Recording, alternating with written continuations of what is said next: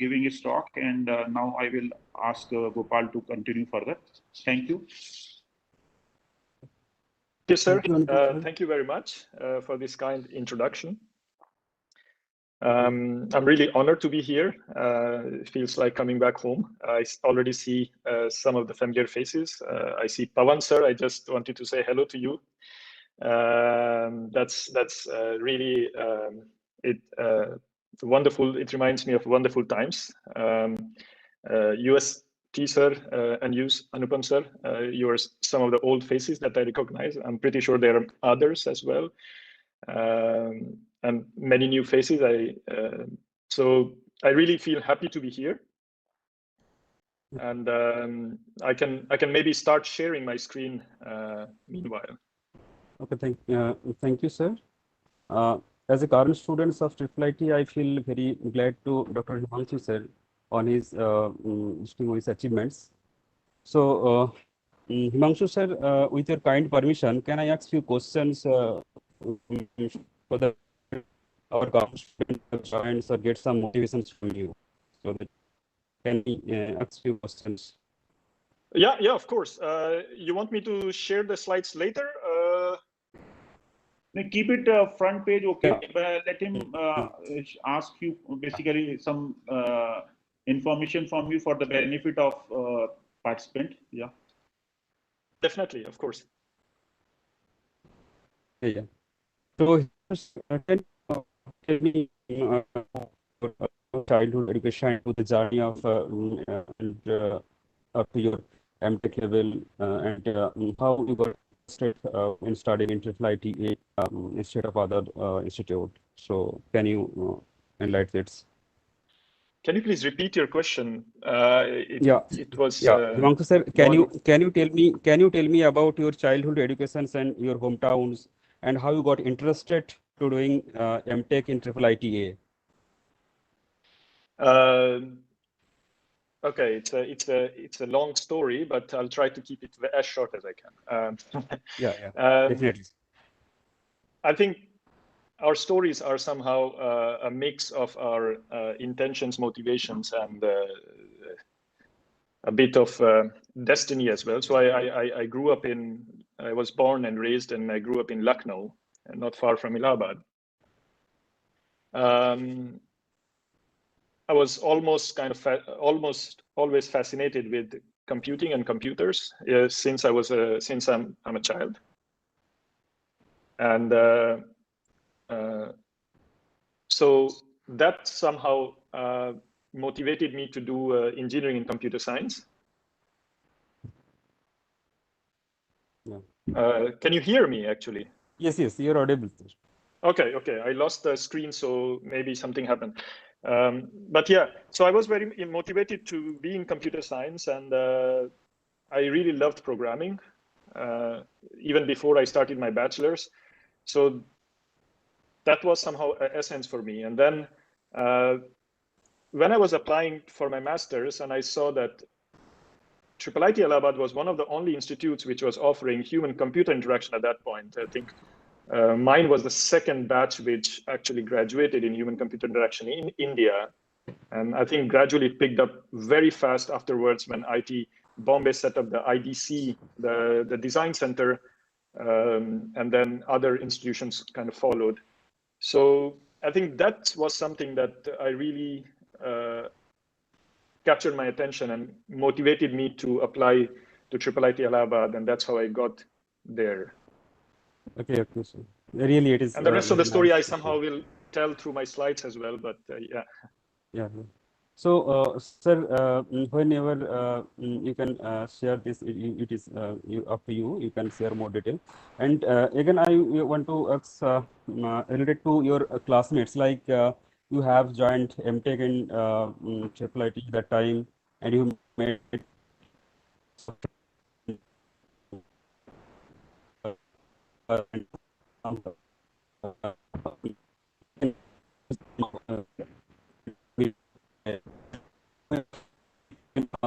our friends.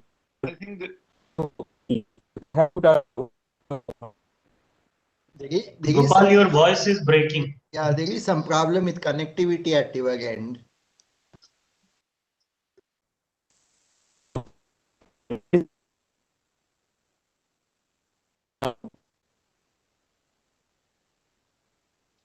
Sir, probably we can start with the presentation, and then at the end we can have like some questions. So Gopal, you may let us because there is a connectivity issue also. So I will request Dr. Himanshu to start his presentation, Yeah. and we Now can have it is some now more it is interaction okay, maybe sir. after this talk. You know, we can Yeah, have some interaction. Gopal, let us have it after the presentation. Okay. Okay, sir. Okay, sir. Now I am audible. Yeah, questions after the presentation. Let Himanshu start his presentation, and after the presentation, the questions. Okay, definitely, sir. Okay. So I'll share, and then we see. Okay, I share my screen. Can you see my slides? Yes, please. Now? Yes. Okay, so thank you very much again for inviting me here. I'm really honored. Thank you to the director, sir, and to all the esteemed faculty who I recognize, and the new ones who are teaching the new minds of IIIT. A big thank you to all of you. So when Anupam sir asked me to talk at this webinar series, it was not easy for me to decide on the topic. And so I basically kind of thought of essentially what I'm doing and where I have been in my journey as a HCI researcher, and I put that together, and one of the key lessons that I've learned. So the title essentially is Computing, Spaces and Human, and by spaces I mean physical spaces, not the space, the final frontier that we all know. And the lesson that I learned is what motivated me to move out of lab studies and to start conducting science in the wild. But more about that later. So who I am. So as Anupam sir kindly gave a very good introduction of who I am. So I'm a assistant professor now at TU Delft, and on the top left-hand side, you can see this is our library here. It's a very good architecture of a library, as beautiful as IIIT Allahabad library, I would say. And a few pictures of Delft on the top right and bottom right. This is the Delft city. It's called the mini Amsterdam. And we are not very far from The Hague, where we have the North Sea beach on the bottom left, which is a picture of the Scheveningen beach and in The Hague. Not so hot sea, so you cannot swim there, but quite cold as it's North Sea. So this week we published a paper where we are arguing essentially on how do we evaluate and assess the impact of technologies, digital technologies mostly in our lives, or impact for society. And one of the things we argue in this paper is that when we think of technology as an instrument, a tool, it's so much more easier to assess it. Let's say we design a speech-to-text system which can easily translate someone's speech and transcribe it in real time.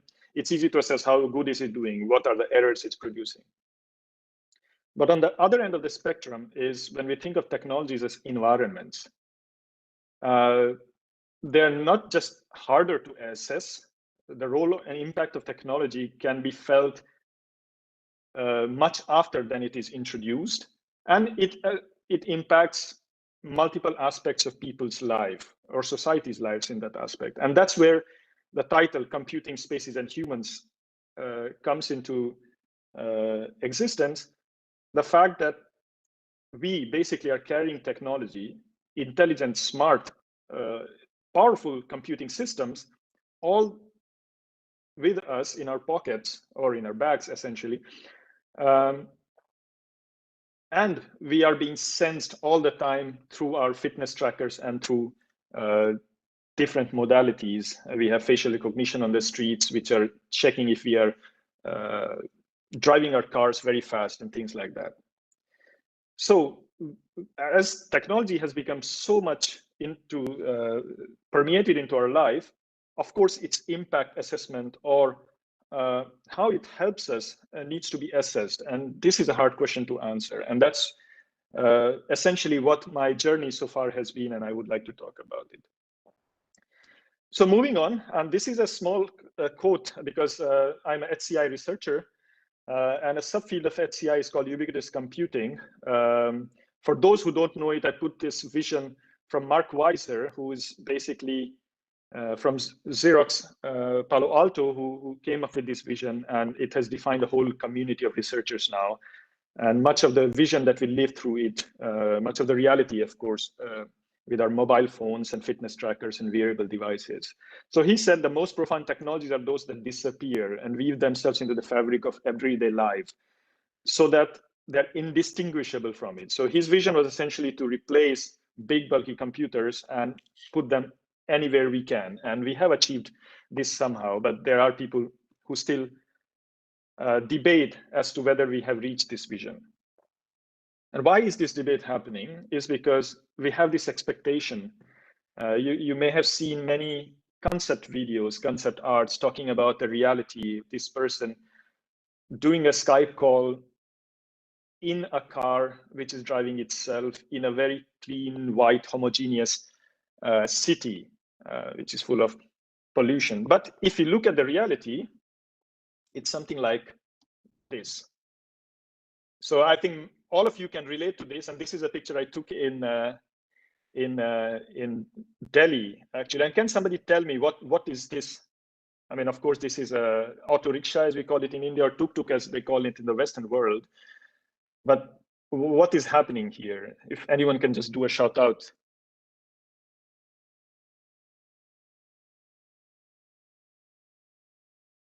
I think he's using the GPS. Exactly. So he has what in Hindi we call jugaad. He has or in Western world we call it reappropriating designs. He has done a jugaad so that he can attach his phone with an elastic onto his steering handle. And he's making, he essentially what he did, now his auto rickshaw is no longer just an auto rickshaw, it's an Uber.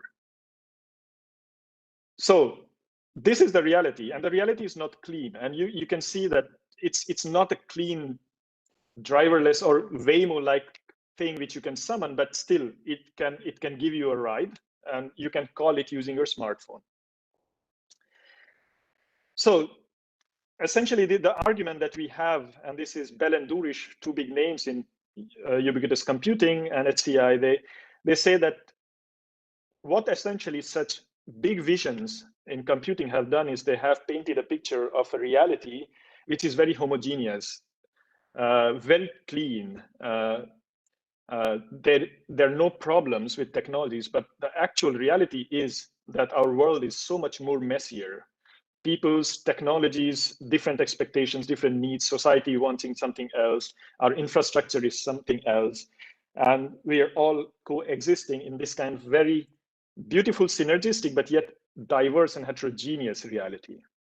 And this is essentially what I'm going to talk about, and to argue that as technology designers, or developers, engineers, we have to kind of critically look at these visions that we want to create of autonomous realities and to reason about them and to say, how can we serve the reality of now and not something in the future? So another example is how we envision technology to be, and most of you may have seen this movie, a very good movie with Joaquin Phoenix called Her, about interfaces with which you can talk to. And then it inspired a whole bunch of devices, Amazon Alexa, Google Home, Siri. The reality is if you use them, it looks something like that. Has anyone tried talking to Siri or Alexa or any kind of conversational expert in a crowd? And it can get messy really fast. So how we envision is not exactly how it's used. That's what I mentioned with technology appropriation before. And then there's a huge influence of our culture and our society. And this is a slightly bleak example that I want to make. Maybe most of you know it. So a few years back, Microsoft decided to make one of their chatbot on Twitter to learn from how Twitter people were talking about, and they dreamed of essentially a chatbot which will learn from users and will respond as if a person is doing. And to no one's surprise, what happened was after 24 hours, reading all the hate speech on Twitter, this chatbot, this beautiful piece of code, learned to be a racist, a Nazi. This is essentially what we are as a society. I mean, a significant proportion of us are divided, and if we say that technology is going to learn and to be like us, I think it's a big risk, because we are making technology a worse part of us. So we really have to think about cultural aspects and societal aspects. And here it's a good example at the same time, because it shows us how maybe in some parts of the world, how racist we are, or even in India, in the context of India, that our society is divided at so many different levels, not just gender, but also caste system, essentially. So if a technology has to learn from us, will it become a worse part of us? And somehow, in a way, it's kind of a mirror that can show us and help us be a better part of us, better us. Another example is, especially in much more risky scenarios, such as driving. It's a small video.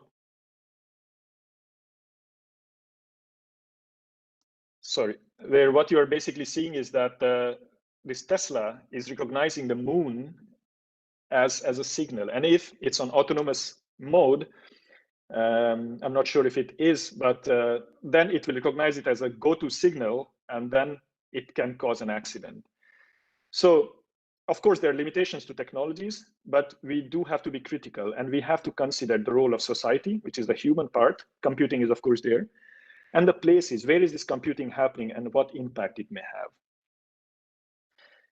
Sorry, so this is essentially the topic of my talk today. And before I move further, I want to talk about the three main inhibitors, how we can solve all these big complex problems. And one of them is temporal disparity.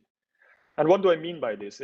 What I mean is that technology changes much faster than our infrastructure does. Let's say we have to design an autonomous vehicle, a Tesla, a clean vision, it will run autonomously on highways.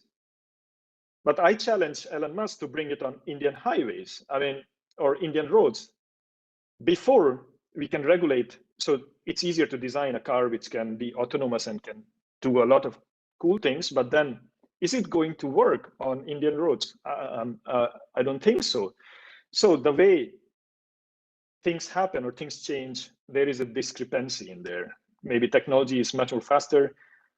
Our roads, our buildings, our cities don't change as fast. So to be able to say, to make big claims, okay, we are making smart cities, what does it mean? And how does it actually impact? So we have to think in terms of the whole, not just one aspect of it, that is we testing if technology can do that. That brings me to inflexible spaces. I mean, our cities, as I mentioned, and our homes, essentially, our university campuses, they're made out of concrete. I mean, they're actual static places. They do change, but very slowly. What it makes harder then is to try new and big ideas. The same example with autonomous cars. Can we try autonomous cars in the wild? It's not easy to take risks because there are people's lives at stake. Can we design a bullet train which could go through a city center without testing it? So, yeah, of course, you have to be very rigorous in how you test these technologies and before you put them outside. So, yeah, there's a challenge that these spaces pose because they're kind of inflexible. And finally, we humans, our societies and cultures change very slowly, and we all have different needs, diverse expectations. And the goal should be for technology to support them rather than to say, okay, I support only 1% of the global population and not the rest.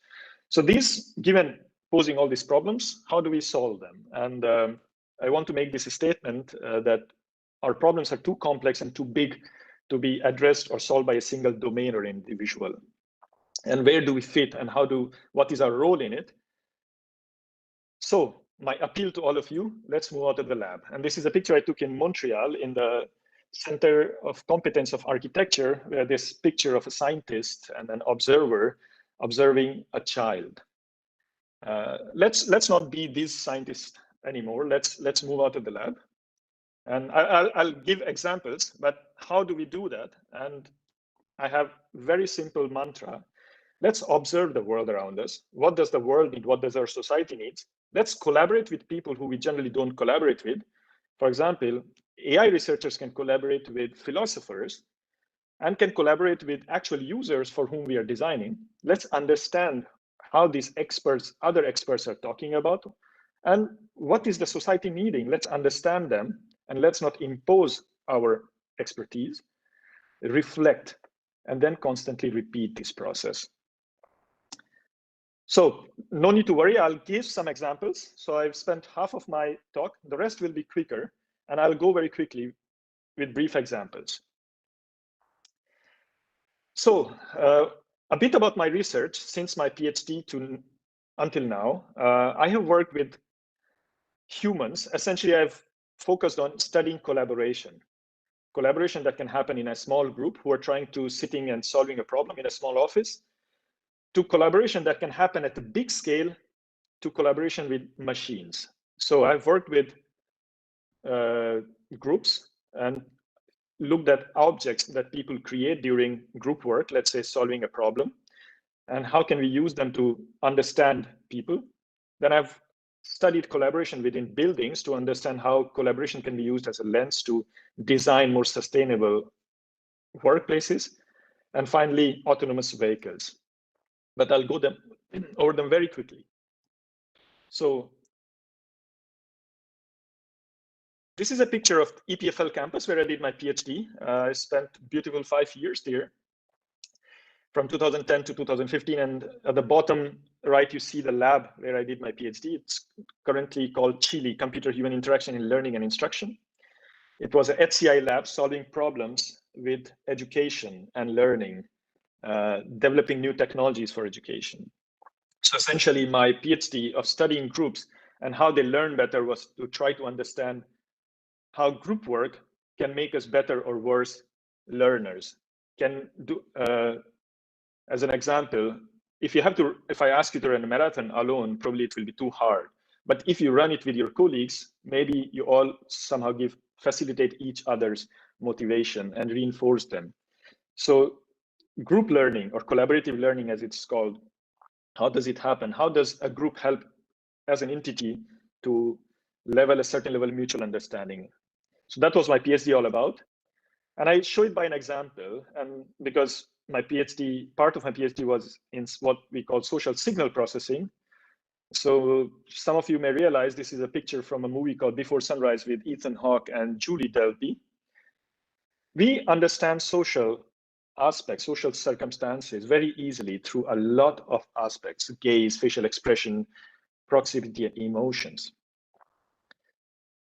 It's equally hard for a computer to do that. And many of these individual aspects have become their own domains. So this was essentially the approach that I used to address my PhD and how I did that. So this is traditionally how we model group processes. We look who is talking to whom, or who is looking where, or how is the person posing, and we develop a model out of it and we do some sort of predictions. I'll show a quick video of how I did it, but just to provoke a discussion here.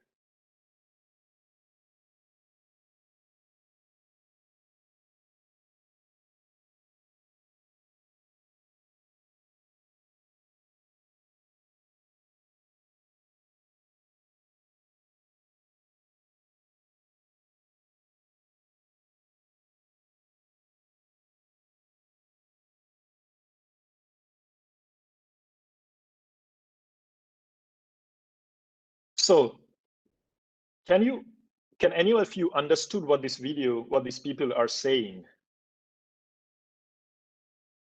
I don't think so, because this is a video on YouTube. It's a comic strip skit called How English Sounds to Non-English Speakers. And they're basically talking gibberish. And but we understood that there is a dinner happening.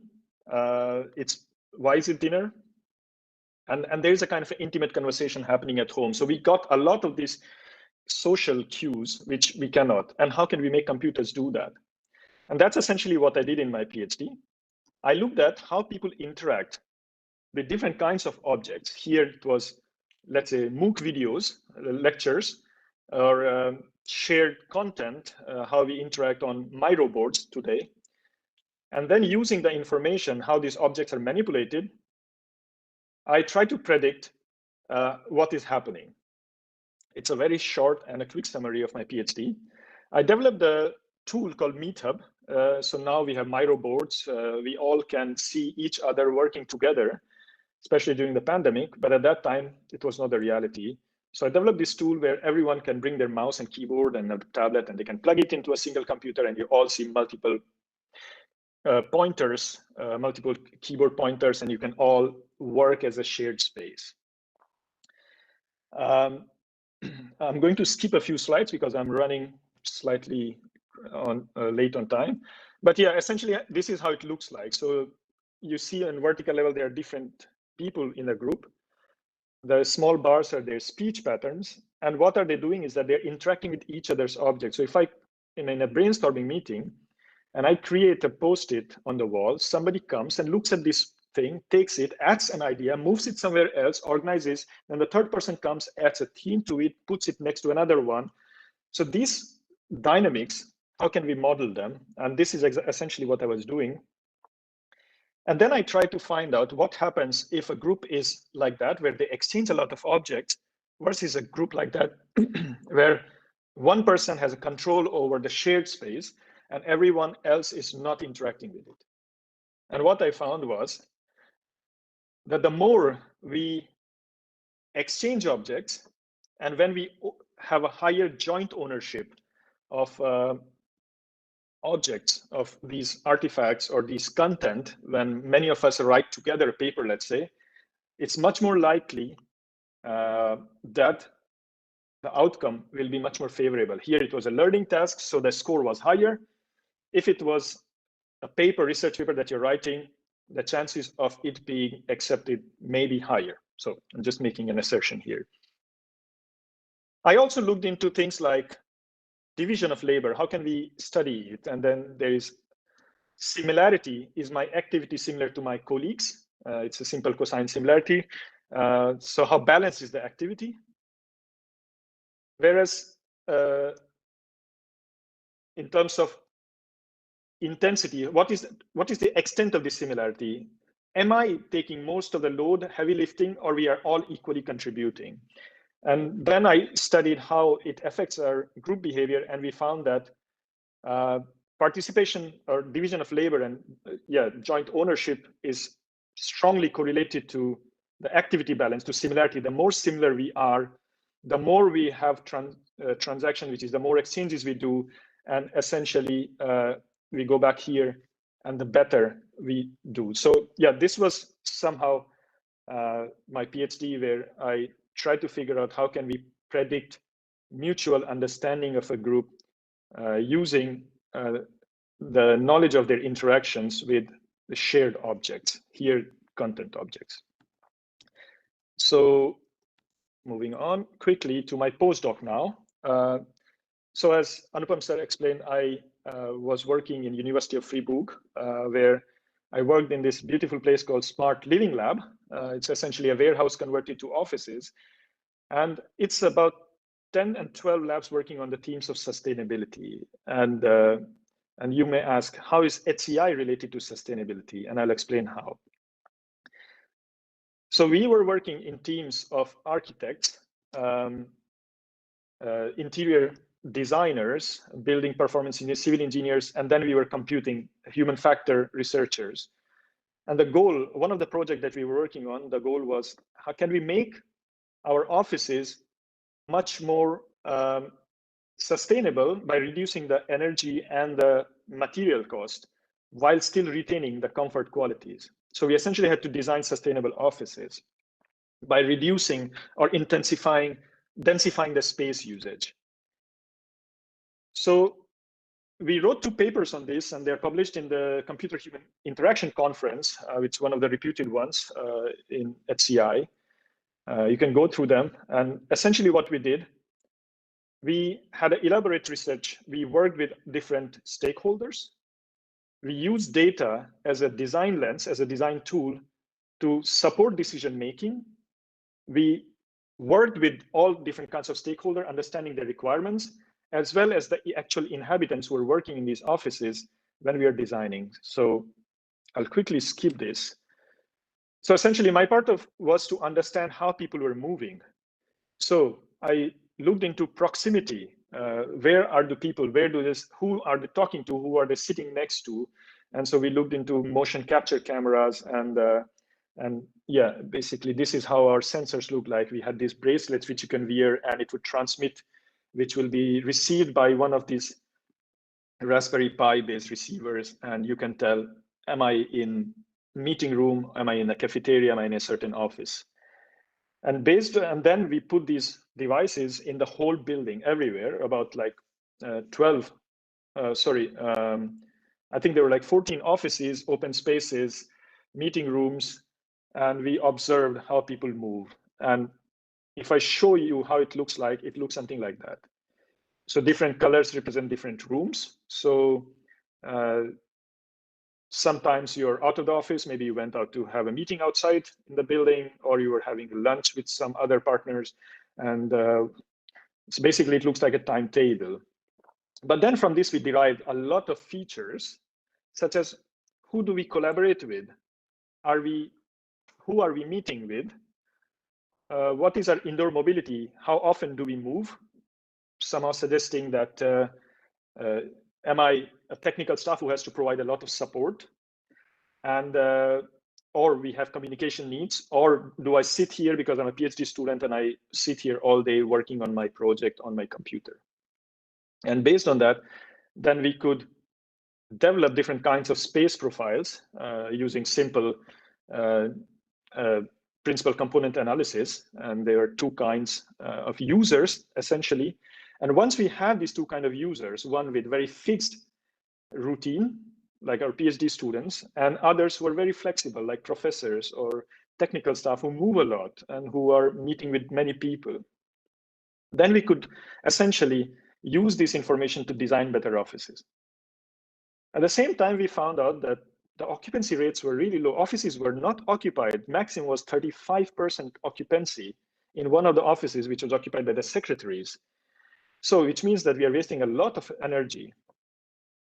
We took these facts, this data, we went to the actual people, and we said, let's design our future offices. And we got, through a participatory design approach, their viewpoints. And then we, taking this into account, consolidating them together with the architects, interior designers, and civil engineers, we designed 2 offices, and then we said, let's evaluate them. These were essentially initially shared by 2 labs, and now the goal was to bring 4 labs, 4 research groups, and make them use these offices. One was very open workspace where you can talk, very bright. Other one is very dull, more like a library, affording for individual focused work. And then, of course, we had to test them. So we studied what makes a person go to a specific office. And I'll not go into the details, but what we essentially did was we studied how people spend time using the sensor technology that I showed before.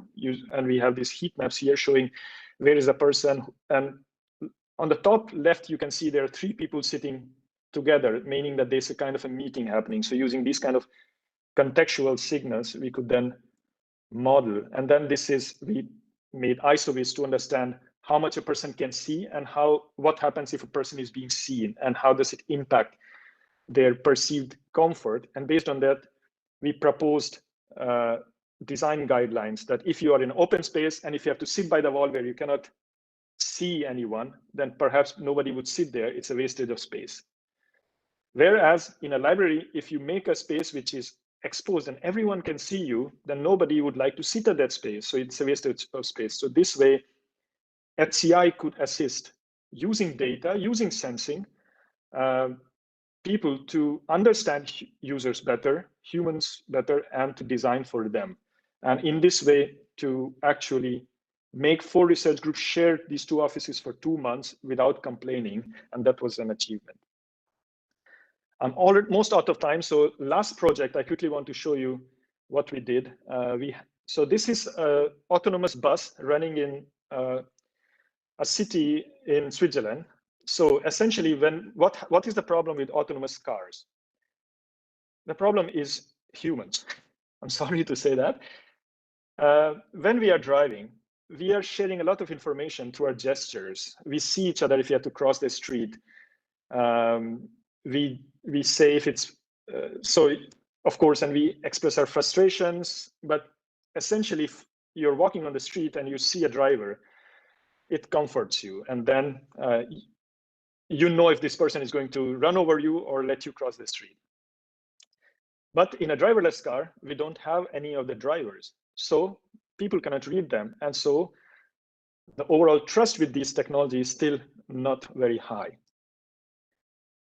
So in the city of Sion, since 2016, there's autonomous buses running, and the problem was nobody was using this bus, or people were scared of this bus because, of course, nobody could understand what it was doing, what was its intention. And I'll skip a few slides here. Yeah. So then we collaborated with this company which was providing this service, some regulators, and also the people who were living in the city to understand this problem. And the objective was then narrowed down to communicate the intention of this driverless car to people. And how do we do that? So first, again, we have a whole research phase where we talk to people. How do they see autonomous car communicating these intentions? We spoke to different service providers and how do they think this problem through? And then we designed something and we evaluated with all these people, with the real people, not in a lab, in an actual city. So what we did, we designed a prototype, EHMI, it's called Electronic Human Machine Interface, or Intent Communication Interface. And here you can see it's showing some sort of eyes. And basically we designed, then the problem was, which signal should we use to communicate? And then we said, okay, let's design all we can. So we designed 4 kinds of anthropomorphic, which are communicating using eyes, some sort of human likeness, metamorphic, metaphoric, which were using video game lemmings to show how lemmings should cross. If they're crossing the street, then cross the street. The symbolic was kind of abstract point clouds, and then actual textual signals. And I'll quickly give you a glimpse of how it looks like. These are the different intentions we designed. If the car is running, but don't cross the street right now, using a symbolic instruction. Another one is the car is slowing down, be cautious. There's a lemming, stretched hands, look around the streets and be cautious. The car is stopped. I'm blinking my eyes. I can relax my eyes. I'm looking around. You can cross the streets. It's completely okay, using anthropomorphic signals. And finally, the car is about to start. The cross signal is blinking as if to indicate urgency. And then we evaluated this using, actually in a field study with actual people, and also through a crowdsourced surveys where we showed them these animations and asked them which one is better. And I'm already 3 minutes up, so I'll quickly go to the results. What we found was that the anthropomorphic signals were giving the people the most confidence, even though instructional signals, the textual ones, were the highest. But at the same time, they both instructional, the textual and the anthropomorphic, was also capturing the attention. The problem came, which was causing most stress amongst the people. And we found that the anthropomorphic signals were giving the least amount of stress to people. So this way, when we had these findings, we showed it to the residents, and we also shared it with the service providers, who then shared it with the manufacturer of this autonomous vehicle. And then they said, okay, let's not take the textual ones, because already they use text to say where the bus is going. Let's put eyes on our car, because that way people are comfortable around it, it's catching their attention, and it's not causing them stress. So this is something that is currently under implementation by the time I left Switzerland. And it also made us identify new ways of teaching people. How can we reach to children and general public about awareness? How should they react? Maybe 100 or 120 years ago, when the new cars were new on our streets, did we also react when horses were suddenly replaced with motor vehicles? How did we react, and how did we educate people? So to really work with people, different stakeholders, to understand them, to observe them, and to design for them, and to reflect critically on this. And this is the main message. Thank you very much. I'd be very happy to discuss more with you, but in the interest of time, it was a very brief and a quick and a dirty summary that I gave you, all of you. Thank you very much. Thank you, Dr. Himanshu. And I would like to ask Gopal to see the audience questions. Probably audience have some questions. Okay, sir. Thank you, Himanshu, sir, for your valuable presentation. Okay, Very much. so, and if you have any questions, I would be happy to discuss. Yeah. And 2 questions we have, one from alumni and one from the current students. So I will take one by one. So one of our alumni put it one questions. His name is Pawan Banwal. So he himself is studying HCI, and he is experimenting with putting or uploading consciousness into the computer. So is there any related research is going on, or if it is not even going on, so how it is far from the way we are experiencing it? So probably this is his question. thank you, Gopalji, and thank you, Pawan, for asking this question. It's a very interesting question. And I would urge Pawan to talk to our respected US Tiwari sir, because he was teaching a course called Cognitive Sciences, where we had at large the debate on consciousness, and first AI debate, the second AI debate, the third AI debate, and the fourth, which is happening in present. And also, Professor Bhandari, CM Bhandari sir, was teaching us at that time, and I have this book, which I always keep it next to me. It's from Roger Penrose, who got the Nobel Prize recently. It's called The Emperor's New Mind. And it's going at different lengths and using different methods, from neurosciences to Turing tests to chaos theory to fractals, to try to understand consciousness. And UST sir was there, and he took a very beautiful angle of Chomsky's computational linguistics, and how he came up with the government binding theory, and how we are essentially born with a sort of a hardware, but the language we get is a kind of an instantiation of it. So if we are born in India, in UP, we learn Hindi. If you're born in Tamil, with the same brain, you acquire language. And of course, there are essential similarities in languages, of course. But yeah, consciousness is something that we scientists still don't understand. And since the 10 years I took this course, I can still say that we don't understand that. We are still trying to address this problem. But at the same time, I will say that in a way, we have achieved some sort of, as Pawan is questioning about, I think you shared this question earlier with me, is that can we upload consciousness as we see in Hollywood movies? And I think this is the biggest question that we have, and it's like time travel to us. We are doing it in a way.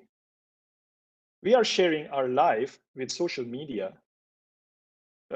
Retrospectively, if you have a powerful enough AI system, you can make a Himanshu out of it just by looking at my Twitter posts, basically. What are my interests?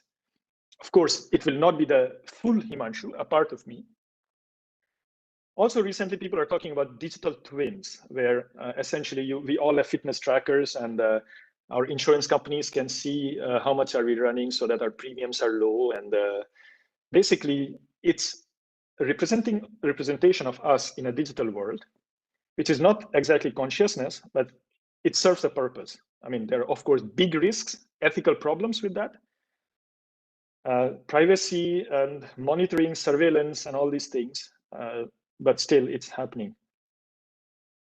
At the same time, to provoke beyond consciousness and to say, move away from the electronic reality, the silicon reality that we have created, I think we are gradually also moving towards biological reality. We are moving towards more biomaterials and biosensors, which are not the same thing as our silicon counterparts, but they are somehow representing use of special fungi to understand if there is a lot of pollution, or printing with a 3D printer of photosynthetic ink on your t-shirt. So when you go to Delhi on a polluted day, basically your t-shirt turns green to give awareness to you that first there is a lot of pollution, but also this algae is very happy because it's preparing food for itself. So yeah, technology is going there in a way, somehow, a very broken answer that I could give, but consciousness, maybe it's an ultimate frontier for us, maybe not, only time will tell. But yeah, we are somehow, there are some manifestations of it in certain ways that we are living our lives, but consciousness is really far away, at least few decades to be very optimistic, I would say. Okay, so it is very nice suggestions. So quickly, I will take one more questions. It is from one PhD students. So, sir, can you discuss about the postdoctoral positions at your lab at your DTU Delft? So that it will be nice for PhD students. Yeah, absolutely. So as Anupam sir was previously mentioning about this this memorandum of understanding between EPFL and IIIT Allahabad, which helped many of the students to go on internships. I'm pretty sure something like this exists. I'm new, so I'm still discussing, and I have a meeting with the Indian working group who wants to set up better collaborations between TU Delft and the Dutch government currently with Indian universities, and hopefully we can achieve something better to do a kind of an exchange program, to write research grants together, to work on societal problems as well. So on more practical matters, of course, postdoctoral positions or PhD positions, I mean, of course, we are always looking for talented minds. There are some tips and tricks, and it's not like an application, contrary to how it happens in India, that you open a position and then you invite applications. Sometimes it does happen, but sometimes it's very opportunistic, at least in TU Delft. So I would suggest, if you are doing your PhDs and if you are looking for postdocs, get yourself known. Write to the person you want to work with in the future. Could be in TU Delft, could be anywhere else, could be TU Munich, could be MIT. Write to them, let them yourself known. Invite yourself for a talk. I mean, now with COVID, actually, what we can all be anywhere with a different time zone, of course, online. Share your results, share your vision. When people know you, when they have a position, the first thing that comes to mind, oh, I know Gopal, and Gopal is doing these kind of things. Maybe I should tell Gopal if he's interested or not. So that's how it happens most of the time. It's very opportunistic, very organic. And the more you know people, the more opportunities you will have to collaborate with them, if not to work. But of course, to develop consortium, and I think this is a skill that the sooner we learn, the sooner we start our PhD or research career, the sooner we start connecting to people. If I read a paper which really motivated me, let me just drop an email to say, look, I'm working on this, and I really like your paper, and I think my work can complement to your work, you know. And when I receive such emails, I'm really happy, and some of them actually manifested into actual collaborations. We ended up writing papers together, and that maybe it's a slow process to start, but that's a kind of a good one to reach. But yeah, of course, we if you are interested in, and if you can send me your resume, your CV, your one-page research interest, I would be happy to spread the word. And if we have a position, or if we create a position, of course, we can bring you here. Also, a third way is to already think about grants. There are a few grants, something in Europe. I'm not sure if India is part of the Marie Curie program. So essentially what you do is that if you want to do your research in a certain area, you write this grant and you get the money for 3 years, and you say, okay, I will spend this. And many people are very open, because these are self-motivated people who want to work on their projects. And so everyone is so happy to bring them in their team. And you say, look, I bring my own money, I have my own salary, but I want to do this work, but with you. And people, it's almost 95% that people say, okay, I'm going to host you. And this is also a good way to, if you're still in your PhD years, and look for these grants with the government of India, or the Indian-Dutch partnership, or Indian-European partnerships. I think there are many instruments which you can explore, and also Marie Curie. Thank you, sir. Thank you very much for your valuable suggestions. Now I request our faculty members to ask few questions and interact with Himanshu sir. UST sir, आप कुछ पूछना चाहेंगे? Sure. Himanshu, 2 questions. So one is there are 2 factors. One is the competition part. So in all collaborative, competition becomes sometimes a hindrance, and sometimes people say it is a good thing to develop competitions. So how these factors you consider in your design, if at all? And there is one word which is coming up, which is called pro-social technology.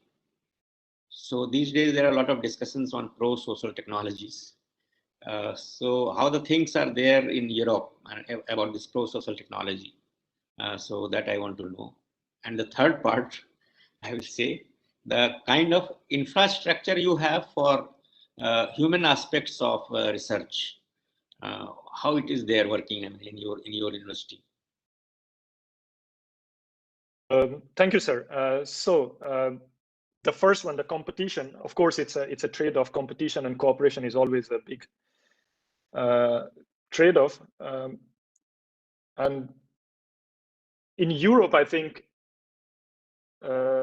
because the overall culture is very cooperative, the whole culture of European Union, maybe it's an exceptional example. I mean, in India, if you look at it, or even in US, sometimes sharing ideas with others, and you realize that they implement it faster, and then you lose. So that's, of course, a problem. One way we have handled this, at least, is to know the people first. I think if you trust someone, if you know someone, to start small. So instead of saying, okay, look, we have a project, let's run this project, maybe saying, look, we have something small, let's analyze this thing, let's write a short paper, let's write an essay together, or a position paper, which could, and then it gives you time to also understand this person, to develop trust with others, and that actually is the biggest human factor, the instinct that we have. That also helps. And sometimes also there are people like us who are looking for complementary skills. And in that sense, if you approach them, they're happy to be part of it, because they know that alone you are powerless. You cannot solve the whole problem because you're missing, let's say, this aspect of thing. Okay, maybe I am working on natural language processing, but what if I have to apply it to a different, to people who are blind? So you have to bring an expert who has worked on assistive aspects, understanding deaf people. And sometimes they're really happy because, so this complementarity, this finding people with a certain amount of synergy helps. So yeah, also, I mean, I would say that I've been very lucky so far to find very good collaborators, very good advisors and professors, but not everyone is. But yeah, also at the same time, I would say that failure is the best teacher. And if you fail, I mean, of course, if you had one good idea and somebody took it from you and the competition stole it from you, maybe you're also capable in having better ideas next time. So I think accepting that kind of takes away the stress from you. But yeah, it's also part of the work ethics that we, this is the educational aspect that we should also teach our students, to not be these opportunistic people who take and run with someone else's idea, to bring everyone together and to promote cooperation. That's really important. And I think the more we do it, the future generation will be less and less of this capitalistic, hyper-capitalism, competitive way of thinking. For the pro-social, I hope my answer was sufficient. For the pro-social systems, again, Europe is a very unique landscape, unlike US, where people have their aspects on life. People are very outspoken about their own personal or professional identities. Europe is a bit slow because, of course, of the GDPR, the General Data Protection Regulation, which is a very strong and very kind of a pioneer regulation in terms of how to think of technology essentially that aids and augments them rather than to exploit them. So also culturally, because of the two world wars, people are still very cautious. You feel that people are not very open about talking about their deep feelings because, let's say, some power structure could use them and instrumentalize against them.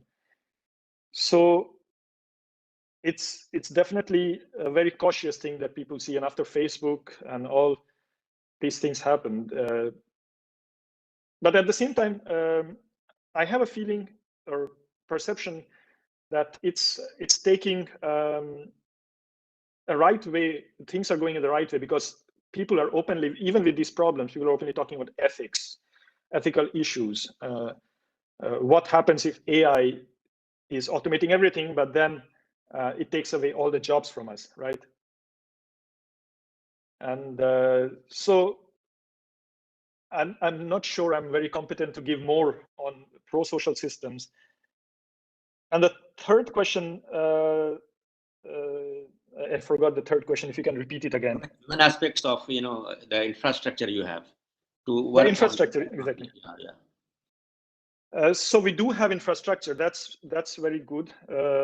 We can get users. We can study with them, and they're also culturally as this sense of cooperation. We can reach out to them and we can call on them to participate in our studies. But I think it's not much different from in India, because there is this HCI professor in Swansea, Matt Jones, and he's worked a lot in the developing countries, and he's talking about for the Western world to learn about design and about computing from people who are working and cleaning in your houses. And he's spent a lot of time in Mumbai.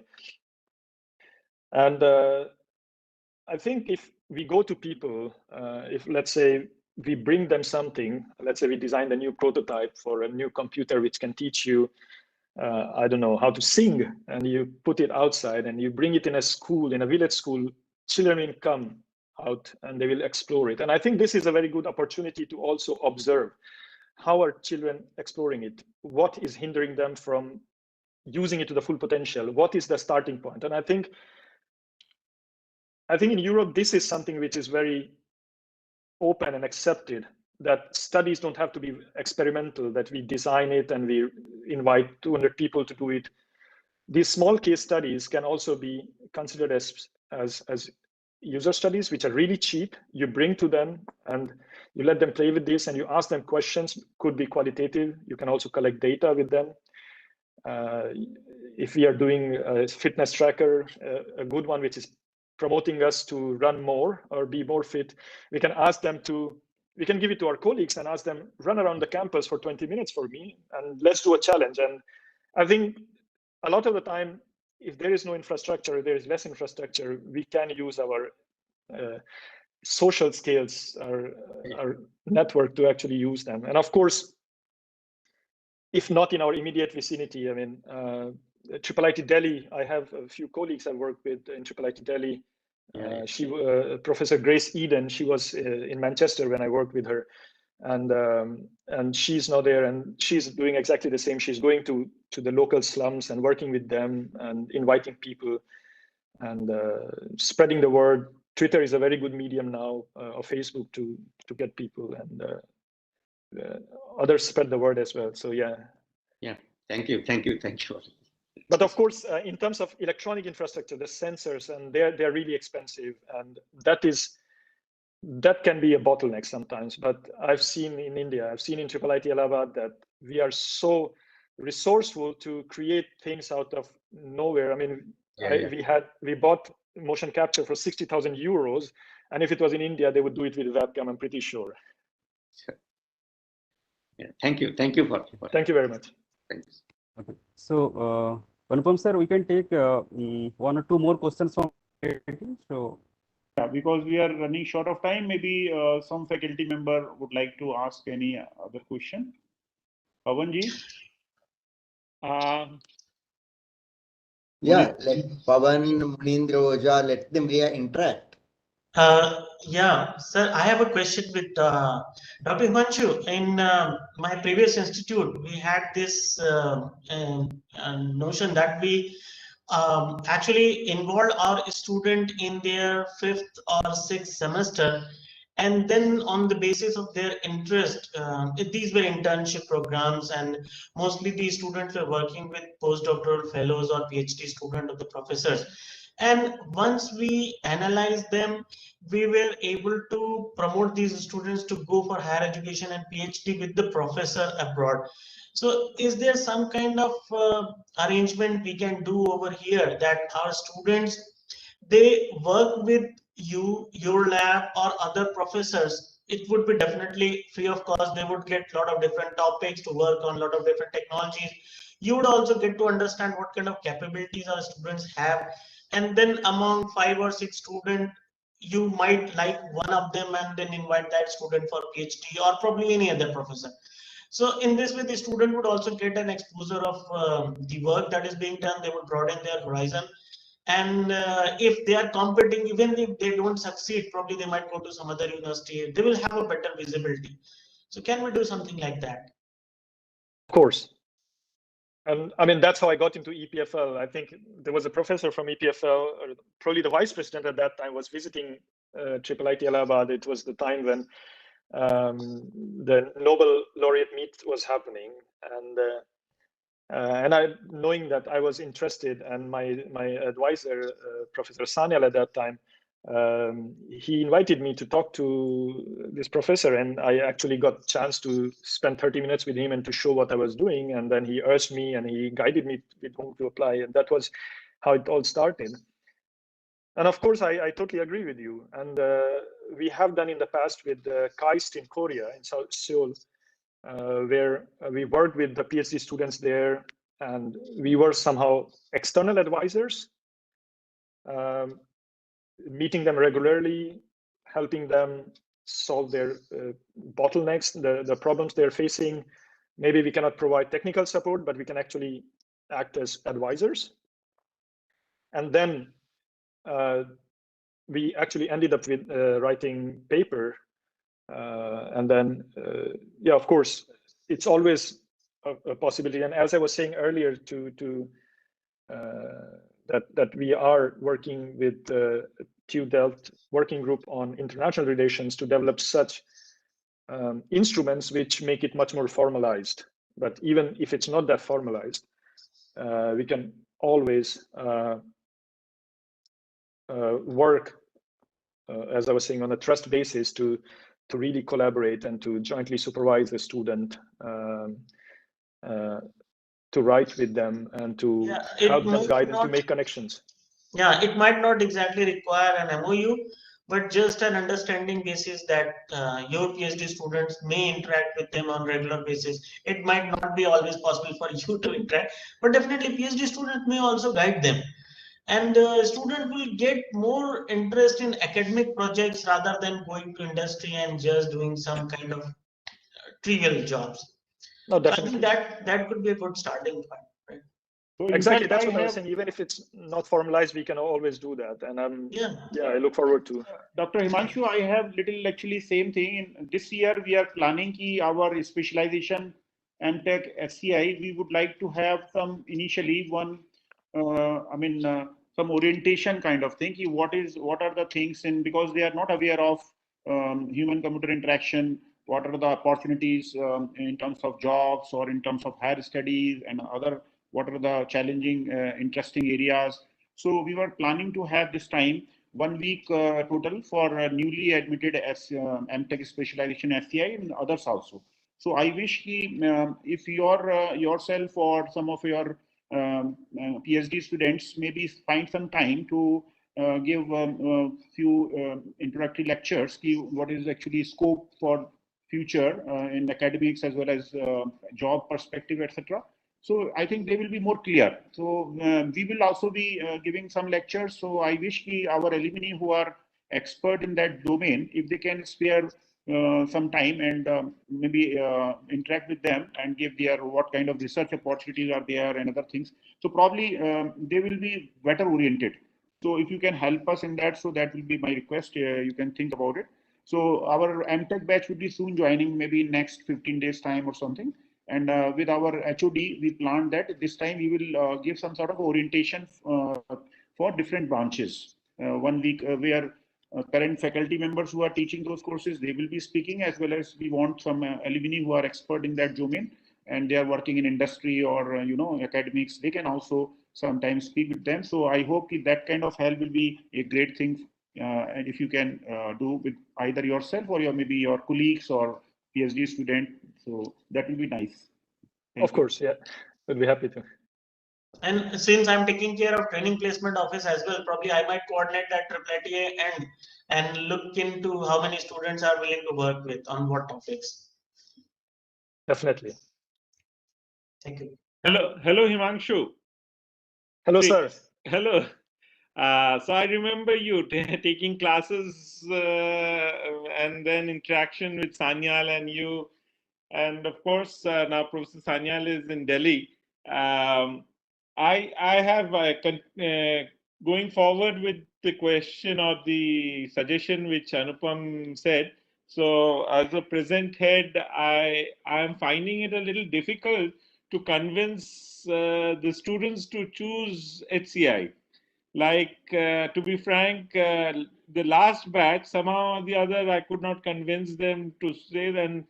And somehow the students say that, will they give them a good job? I think you may be aware the similar feeling was there during your time.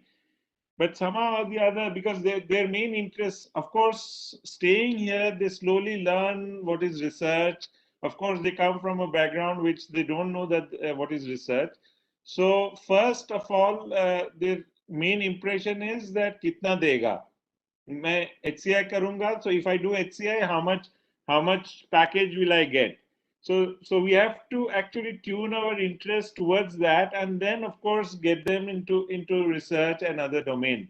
So what do you suggest? What we should do, because we have to. So this year we are trying to force them to take all these specialization, but before that we don't want to force them as such.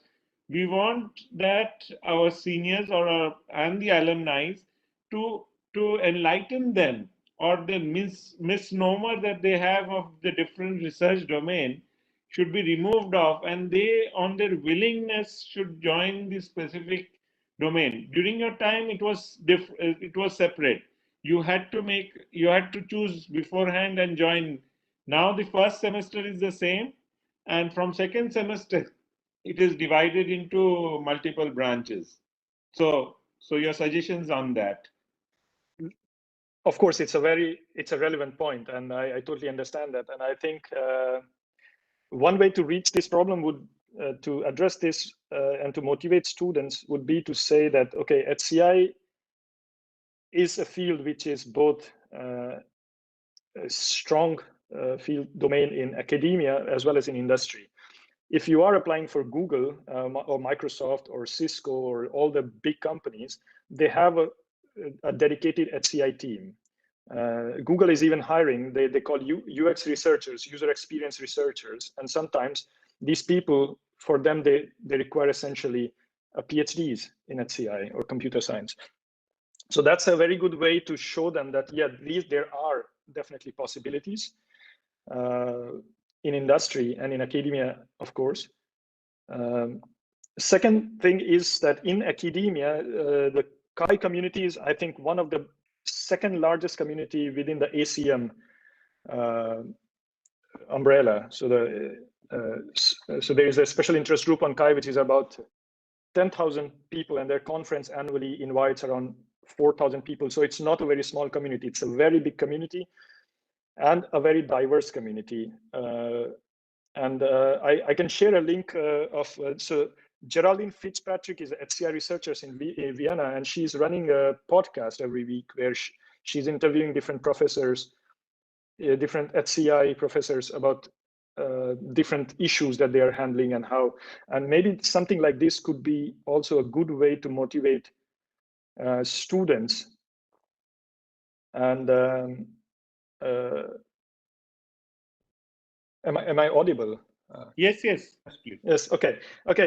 Another thing that I wanted to say is that I think there is no answer to no strong solution to say kitna dega, because I mean, if you're inclined a bit towards research, honestly, I never cared about it. So I think that was one thing. But of course, we can bring them to the edge to say, look, what are your values? I mean, are you just going to work as a computer programmer all your life, even though you earn something, and you assist someone in developing a technology like Facebook, which is potentially proving harmful to us, or to do something meaningful? And I think this could be something that can also be used as a leverage to somehow kind of motivate them based on some sort of conscience or moral or ethical way, to bring them to say, look, okay, of course, it's always good to have money to sustain, but I'm not saying be a saint at the same time. I mean, we of course need it.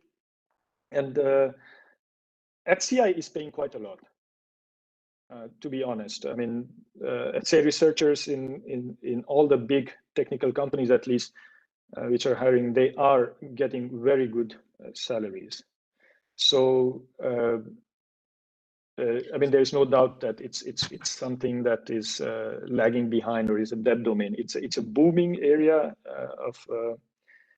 so I think the only way to say to educate them and to show them what are the new frontiers in science or in computing, maybe HCI could be one, other could be the SIG art community, the SIG graph community, which is working a lot on graphics and animation. And we see all these new Marvel movies or Star Wars movies, which are using advanced graphic techniques, and which is another domain, a big community, which is bringing the frontiers, pushing the frontiers of computer sciences at the moment.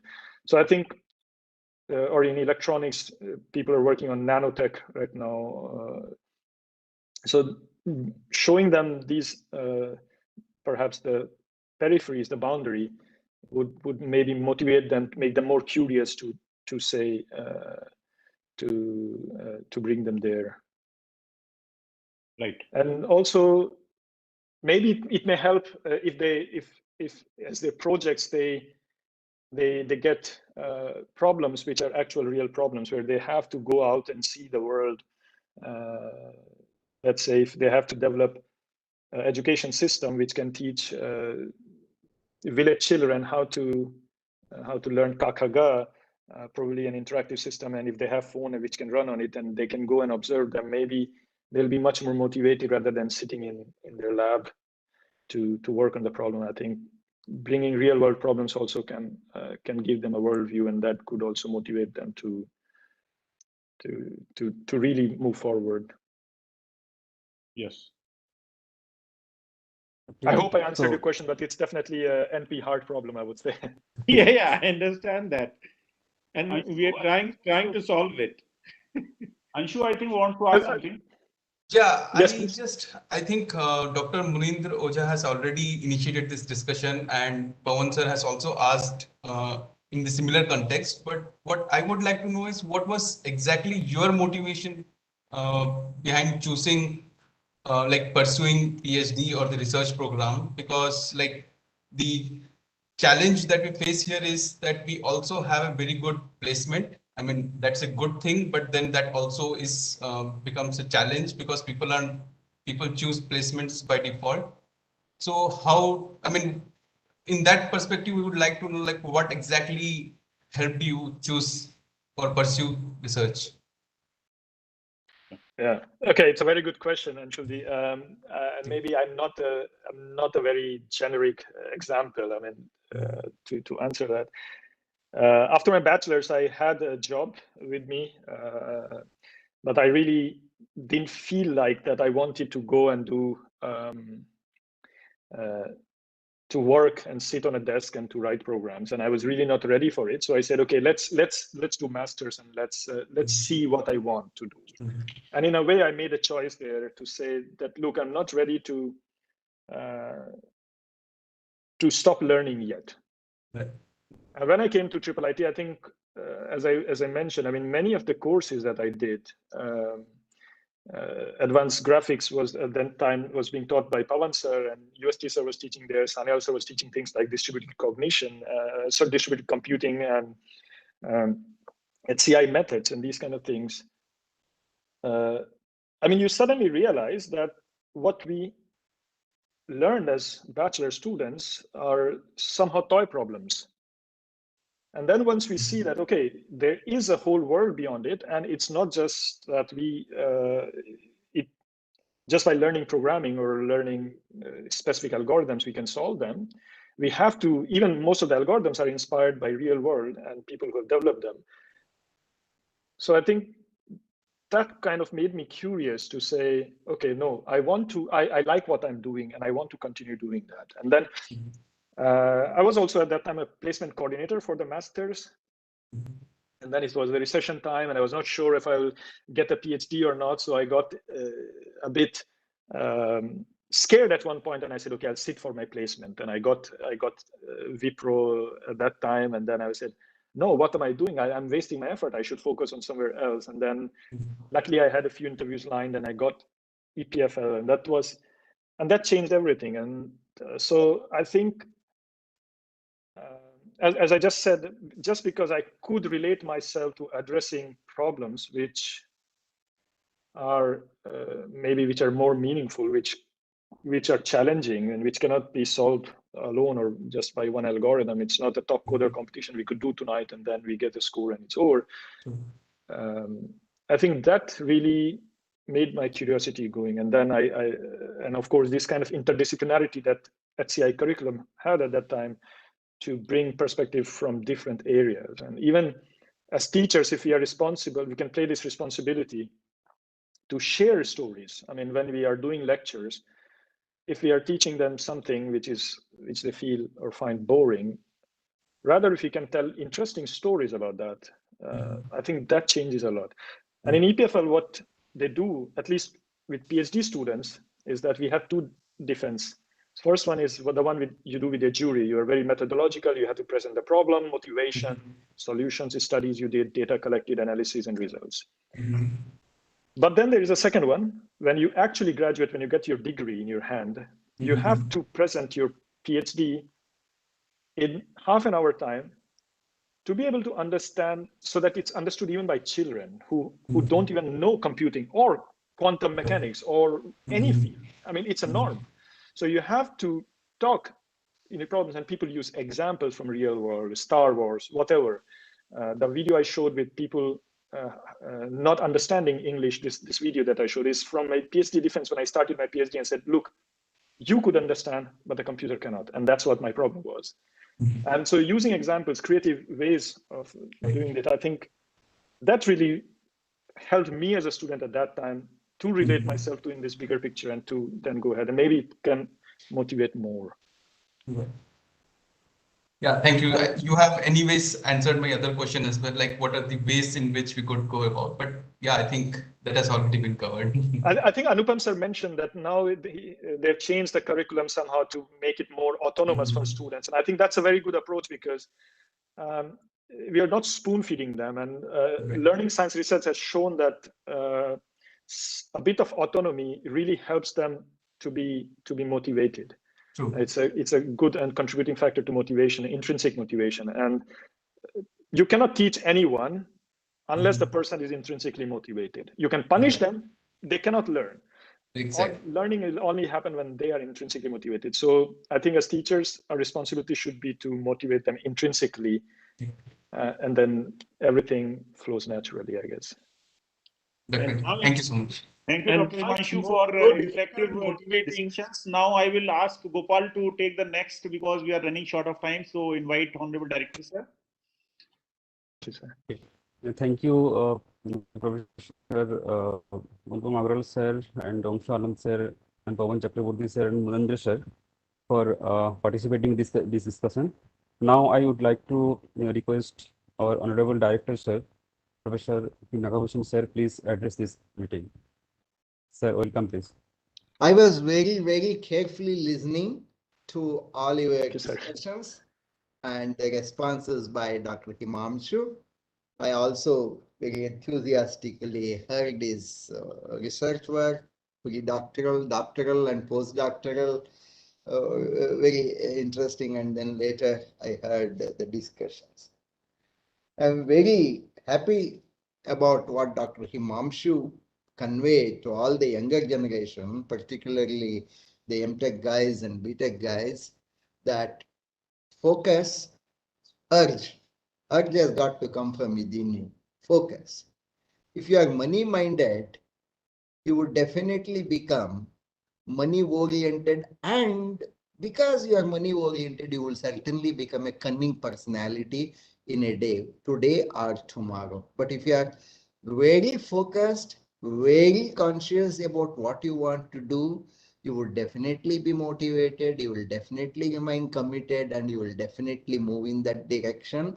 The example is Dr. Himanshu, and I'm very happy that he mentioned that he could realize that the campus placement is really taking me in the wrong direction, and I'm not the person for that, although I could get disturbed in between. That happens. The peer pressure always happens. And it does definitely happen more, particularly in India, because of the middle class mentality, and the middle class mentality drives you to become economically stable. But becoming economically stable is different, and becoming economically greed is altogether different. And ultimately, the economical stability is leading us to the economical greed, which should not happen. The content has got to be the margin, which has got to be realized by within us. And I'm very happy that we should invite Dr. Himanshu to talk to this younger generation. The day they join, then they will really understand what is necessary. And it is a great fortune to get an admission to an institution of this type. And it is a great fortune for the candidates to get exposed to the upcoming subjects, and therefore their brain, which is meant for discovery, for exploration, has got to be used for that, and not for just making the money. Money will happen automatically. How much money do you need? Money would definitely happen. All right. And if there is a lot of money, ultimately that money will somewhere go into the drain only, because it shall not come with you, and it should not come with you. You know the story of the great personality who said that when I am dead, I should be carried in such a way that my two hands should be hung out of the coffin. It should be hung out. Then people asked why, because he said that people should understand that I had to go empty-handed in spite I made so much of money. So money is not. The passion, the passion, and at the same time, being contented, being very happy with whatever you have been doing, being passionate about that is the most important thing. And at the same time, one more humanitarian aspect, the life aspect is you be passionate of your work and be also compassionate with others. That is the greatest message. And I really enjoy Dr. Himanshu speaking about it at this young age. Uh, that's more important, and that's what has got to be conveyed. Well, then I'm very happy with my team who have been doing good work. There are varieties of disciplines of learning in computing and information technology, but I only wish that they should not build up walls between these, they should not compartmentalize, and they should not build the walls between these specializations. They're all highly, it is not only human computer interactive, all the disciplines are also interactive, because ultimately any computing has got to lead for the social elevation. Ultimately, any computing, any type of computing has got to enhance the wisdom, not enhance the doomsdom. So wisdom is for societal upliftment. That exactly has got to happen. I'm very sure that had there been students over here, I'm sure a couple of PhD scholars could be over there. Had there been some young scholars, they would have really got motivated by Dr. Himanshu's talk. I'm sure Dr. Himanshu should be more associated, more involved. I suggest Professor Pavan, Professor Anupam, Professor U.S. Tiwari to check whether he could be invited into an adjunct role or into a visiting role into your department, and you should do that. And he should be put into more of the doctoral committees, because I have already given you the flexibility that the doctoral committee should be more collaborative. That is the best starting point for your PhD student. If you really want to push your PhD student, the best starting point is to put the simple great thinkers into doctoral committee, and also encourage them that the candidate should do at least one chapter because of the collaboration with this doctoral committee member. That generates the bondage between the professor and between the candidate. That, the moment there is a ownership by a member, he will try to see how he could be placed, in what way he could be helped, because there is a ownership, there is a relationship as far as the subject is also concerned. And it is the job of our doctoral candidates to prove that he would be very contributory. I'm very amazed, and then I'm sure such lectures I got to be over there, and I'm very happy. On the other day when on the alumni day, on the other day also, I had a small interaction with him, and I heard him. He was not in station, he was outstation, and he spoke. Oh, it was good. So that's very good. But then, well, Dr. Himanshu could recollect all his teachers, and it is a perfect tribute to all the teachers at IIIT Allahabad. And just one evening away from the Teachers' Day, which is tomorrow in India, the September 5th. So it was a very timely event.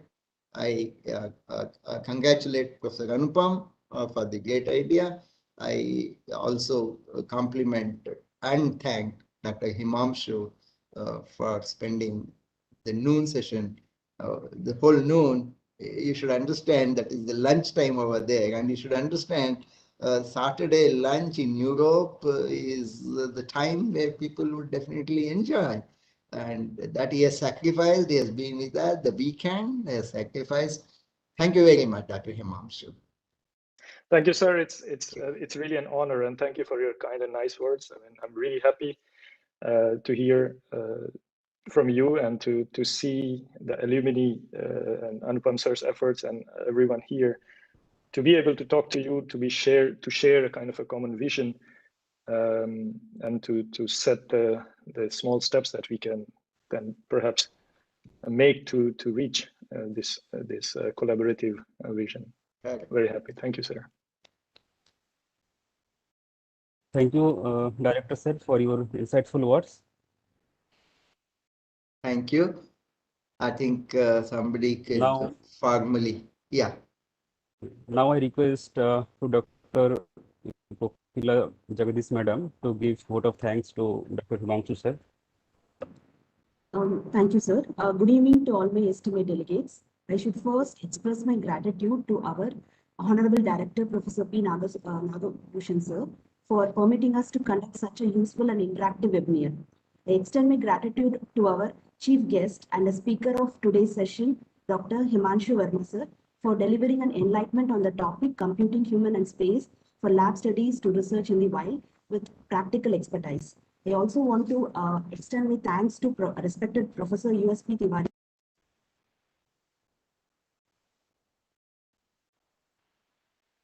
Muted. Dr. Kokila, you are muted.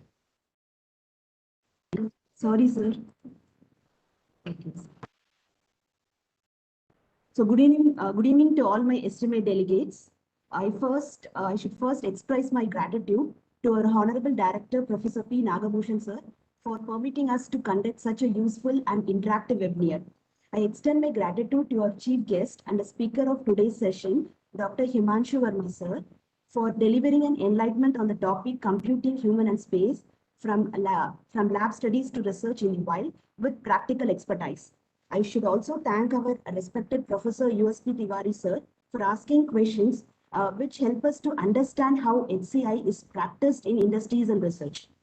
And I'm in a need to thank our friendly Dean Alumni Affair, Professor Anupam, sir, for enthusiastically organizing many such events to connect all our alumni technically and emotionally to express with their ideas, and also along with Gopal Chandra Chana. I wanted to thank our supporting HOD IT, Professor Pavan Chakravarti, sir, and the panel members for their rigorous practice and appreciation for this webinar. I also wanted to thank our alumni staffs and team of network and management to fill up the physical and technical gaps. I would like to express my gratitude to all my esteemed delegates and alumni of the webinar for their presence and contribution to make this webinar a great success. But not the least, I want to thank Almighty God for giving us and connecting us in this single platform, that is IIIT Allahabad.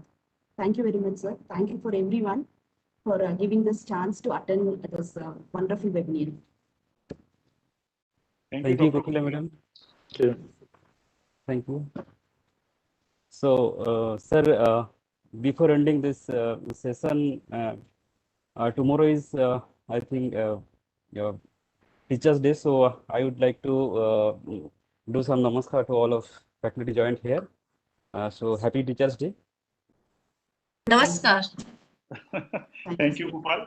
And before closing, I wish to my heartiest thank to Himanshu for sparing a valuable time and interacting with us. It was really a very, free interaction, really very enlightening interaction. So I wish your actually support in future also because our MTech students currently they are under joining process. So maybe as I requested earlier, probably whenever you are comfortable, you please address our current students. Monday is the orientation. Yeah. Pardon? Yeah, orientation. Yeah. Monday is on 6th is the orientation for the MTech. No, not on 6th, you change, I think it is. All right, please go ahead. Good. Thank you very much, sir. And finally, all the esteemed guests and our honorable director, sir, I would like to thank from my heart because with your support and encouragement, we are organizing these talks. So thank you, everybody, and I hope everybody has enjoyed this. Thank you very much. Thank you. Thank you, sir. Thank you you for inviting us for this great honor, and thank you to see you out. It was really amazing to see everyone here today. Thank you, Thank Himanshu. you. And I hope to see you all face to face sometime soon. Sure. Thank you, Dr. Himanshu. Thank you. Thank you, Director Sir. Thank you. Thank you. Thank all. Thank you. Bye. Thank you. Thank you, Hemant. Thank you. Thank you. Thank you, Himanshu. Thank you. Thank you, Thank you, UST, sir. sir. Thank you, sir. Thank you. Thank you, sir. Thank you, Mr. Sir. Thank you. Thank you, everyone, for making this so wonderful event. Thank Thank you, Anukriti. madam. Thank you. To all, thank you, Gopal, and thank you, Anukriti ji, for organizing this and for coordinating the last day. Sorry for the delay, but in me responding, but yeah, I tried to do my best. It was No, it is great. okay, sir. It was It's okay, sir. good. Thank you. Thank you. Okay. Thank you, sir. Nice you, Pawan, Saturday sir. evening, and happy Teachers' Day to all. And Happy Teachers let's Day see each to other soon. sir. Happy Teachers Day, sir. Happy Happy. Teachers Day, Anupam sir, Pawan sir, Yusti Thank sir. you. And same, Thank you. of course, you'll Thank you, also all be of a teacher, so same to you also. Yes, sir. Thank you. Thank you to Thank you. Professor Chakraborty. Thank you for Thank you. joining. Thank you. Thank you. Thank you. Thank you all.